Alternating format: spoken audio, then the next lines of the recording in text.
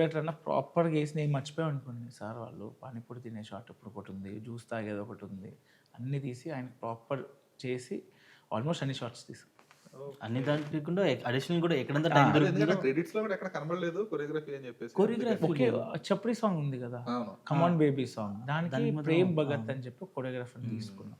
So he did choreography, ఆ song dance కానీ ఆ స్టెప్ కానీ what ever step we have ఆయన చేశారు.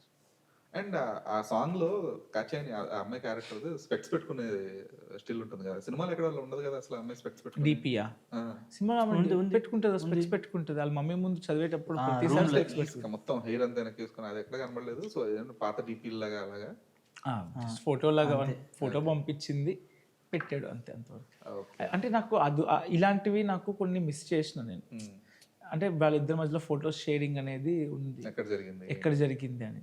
అది లిబర్టీ తీసుకున్నా కానీ ఐ థింక్ నెక్స్ట్ సినిమా నుంచి ముందు స్క్రిప్ట్లో మీకు ఇన్ డీటెయిల్గా ఉంటుంది.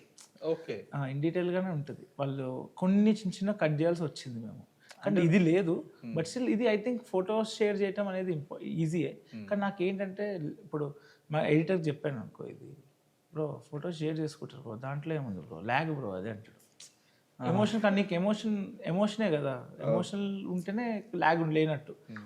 షేర్ చేసుకున్నావు, అది నువ్వు పెట్టకపోయినా అర్థమవుతుంది వానికి అంటాడు.